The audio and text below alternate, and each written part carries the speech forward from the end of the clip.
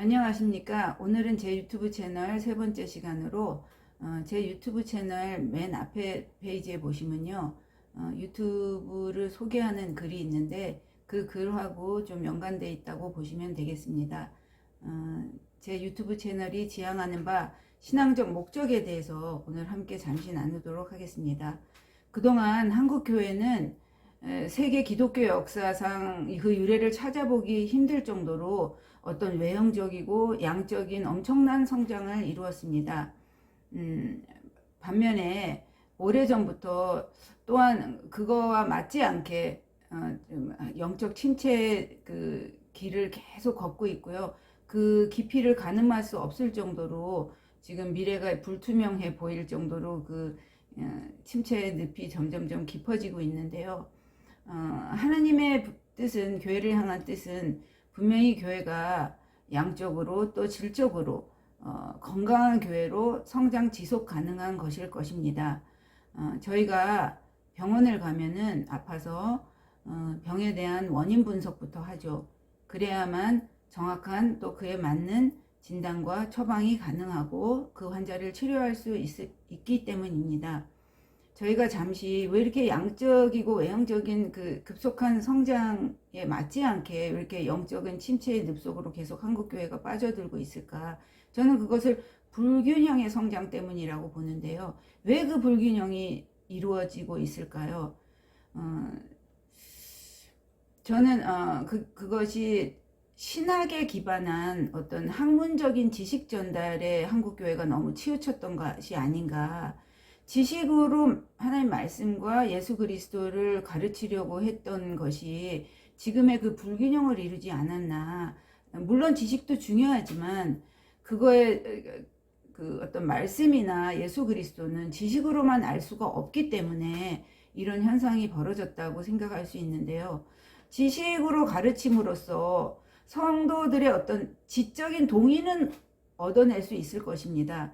그렇지만 성도들을 영적으로 깨우고 그 성도들 안에서 깨우침으로 오는 암, 이거를 어떤 해주기에는 지식으로만은 분명한 한계가 있을 것입니다.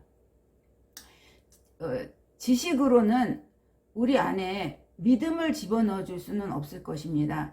만약에 지식으로만 믿음을 가졌다면요, 그건 어떻게 보면 신념에 좀 신념적인 의지적인 인간 의지적인 믿음일 확률이 높지 않을까 그냥 생각을 하는데요. 왜냐하면 하늘로부터 온 믿음, 성령을 통해서 온 믿음, 하나님이 주신 믿음은 우리 안에서 깨달으면서 아는 알을 통해서 어떤 그 하나님의 믿음을 소유할 수 있기 때문이라고 저는 생각을 하는데요.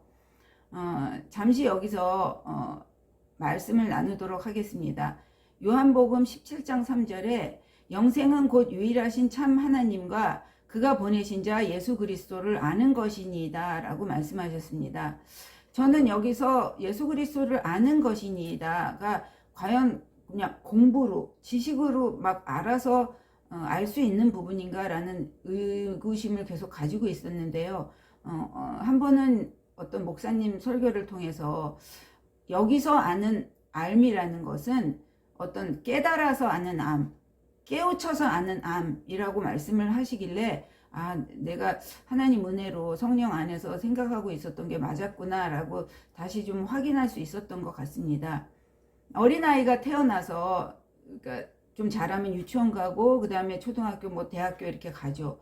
하물며 세상 지식도 이렇게 성장을 하는데 우리가 양적으로 성장하면서 영적으로 성장을 하지 못한다면은 그것은 분명히 건강한 어떤 성도의 모습은 아닐 것입니다.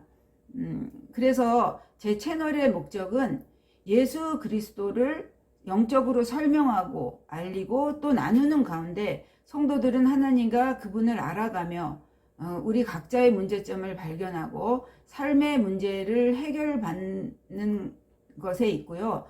그러면서 성도들은 회복과 치유 또 성장 성숙할 것이며 교회는 변화, 발전 또 개혁 갱신될 것입니다.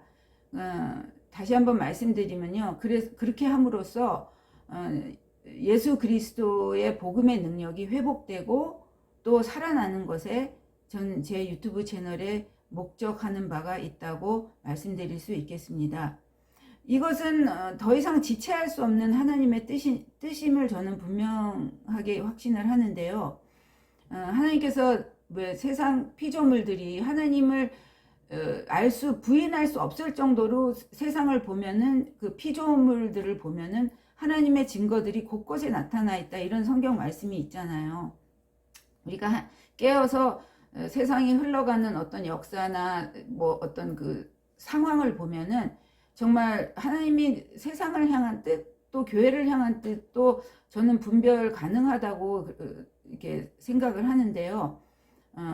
저희가 왜 비가 오려면은 일단 비가 오려는 그 징조들이 있잖아요. 뭐 먹구름이 끼고 그다음 바람이 막 불고 또는 좀 더 나아가서 막 천둥 번개까지 치고 이런 것들, 그럼 저희가 좀 이따 비가 오겠다, 내지 소나기가 오겠다, 이거를 예측하잖아요. 그런 것처럼 좀 아까 말씀드린 게 이제 그런 거하고도 좀 비유가 될 수 있겠는데요.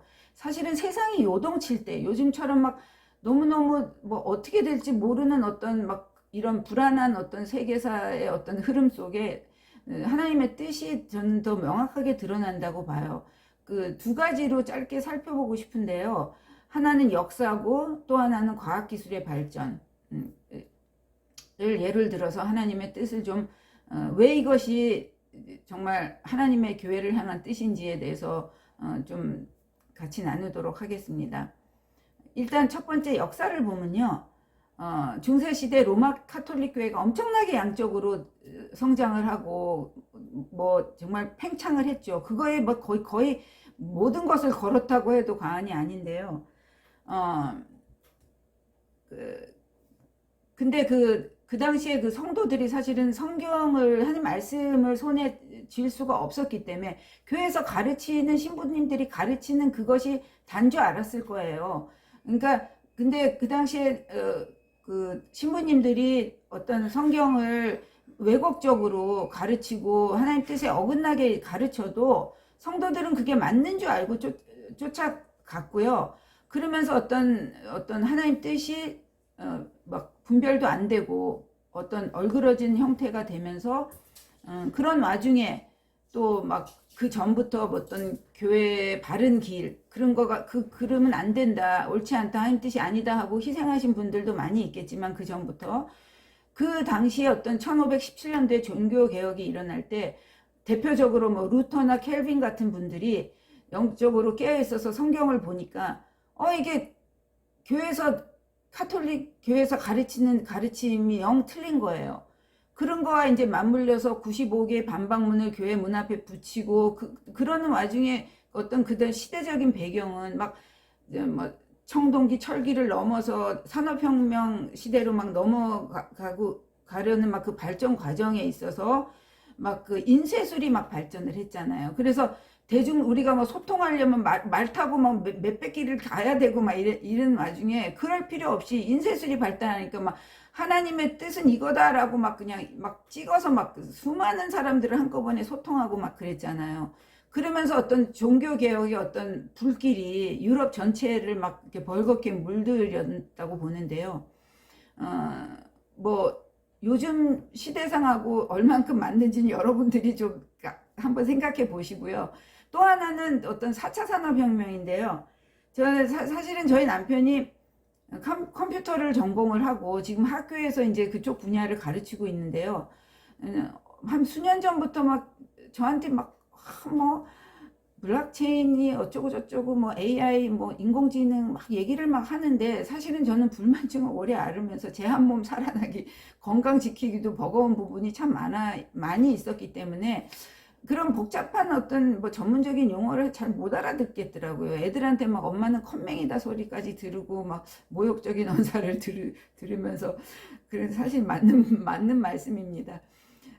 그랬는데 어쨌든 그래서 제가 나는 머리가 복잡하고 잘 못 알아듣겠으니까 좀 간단하게 그게 특징이 뭐냐, 블록체인의 특징이 4차 산업혁명의 핵심이 뭐냐라고 얘기를 했더니 쉽게 얘기하면 중앙으로 집중돼 있는 어떤 뭐 권력이든 힘이든 그것이 이렇게 흩어지는 거, 분산화되는 거, 탈중앙화되는 거라고 이렇게 얘기를 하더라고요. 그래서 제가 이제 눈을 들어서 이렇게 세상을 보니까 요즘 막 매일 뉴스에 뭐 미중 패권, 막 오래전부터 미중 패권이 막 힘겨루기를 하면서 막 다툼을 하죠. 또 코로나는 지금 3년째 들어서서 뭐 언제 끝날지 모르고 지금 좀 소강 상태에 있고 여러분들 진짜 너무 많이 고생하시지만 또 거기다가 작년 또 이게 막 우크라이나 전쟁 터지면서 너무나 많은 불쌍한 사람들이 희생당하고 있죠. 전 미얀마 선교사지만 어쨌든 미얀마도 너무너무 가슴 아프게 그 정말 무고한 시민들이 그렇게 죽어가고 있죠. 그러면서 도대체 세상이 어떻게 흘러갈 것인가 이런 와중에 막 기술은 엄청 발전하는데 그리고 막 정치, 경제, 사회, 문화사 쪽으로 어떻게 보면은 세계 질서가 막 재편되는 게 아닌가, 기존에 왔던 시스템 자체가 바뀌는 게 아닌가 이런 정말 생각이 강하게 이제 들더라고요. 그러면 이런 와중에 세계는 그렇게 흘러간다 치더라도 그럼 교회를 향한 하나님의 뜻은 무엇일까? 저는 기독교인이고 오직 교회에만 관심이 있기 때문에 그런 생각을 하지 않을 수가 없는데요. 그러면서 제가 계속 기도하고 또 영적인 분별, 하나님 은혜로 주신 분별력을 동원해서 이렇게 생각을 해보니까 지금 이렇게 죽어가는 한국 기독교에 살아갈 수 있는 길은 바로 이거다. 역시 이거다. 뭐냐면 역시 교회도 하나님 뜻 앞에, 세계의 흐름 앞에 그 뜻을 살피며 순종하고 쫓아가야지 교회 관계자분들 뿐만 아니고 모든 성도들도 함께 영적으로 그 생명력을 나누며 또 살아나지 않을까라는 생각을 강하게 하게 되었습니다. 사람한테 집중돼 있는, 말하자면 그 사람한테 집중돼 있는 어떤 그 종교적 힘이, 종교적 권력이 분산화돼서 어떻게 보면 뭐 분산화된다기보다는 뭐 하나님께 어떻게 돌려드려야 되는, 근데 그것이 결국은 저는 분산화라고 봐요. 힘의 분배, 그 탈중앙화라고 보거든요. 지금 현재 교회는. 그리고 하나님께 그래야지 하나님께 영광 돌릴 수 있지 않나. 왜냐하면 그래야지 교회가 건강하게 성장하고 지속 가능하게 성장할 수 있기 때문이거든요. 그동안 신학을 얼만큼 많이 공부했냐에 따라서 그 종교적 힘을 교회 안에서 사실은 이렇게 손에 이제 쥐고 계셨던 것 같아요. 그렇지만 이제는 교회가 오픈이 돼서 영적인 성도들도 길러내고 또 은사가 다양한 성도들이 자유롭게 활동할 수 있도록 그런 어떤 선한 경쟁도 허락을 하는 가운데 그래야지만 성도와 교회가 본인들한테 또 교회한테 유익한 것이 무엇이고 좋은 것이 무엇인지 분별하고 또 선택할 수 있고 또 당연히 선택할 권리가 하나님 안에서 있고요. 그래야지만 성장할 수 있고 교회는 성숙할 수 있고 성도도 성장하고 성숙하고 또 더 나아가 변화 발전되며 또 우리가 원하는 어떤 선한 의미의 개혁과 갱신까지 이루지 않을까라는 것이 저의 생각이고 또 주님 안에서 하나님 뜻이 아닐까라고 저는 생각을 합니다. 예, 들어주셔서 감사하고요. 오늘 세 번째 시간은 이것으로 마치도록 하겠습니다. 감사합니다.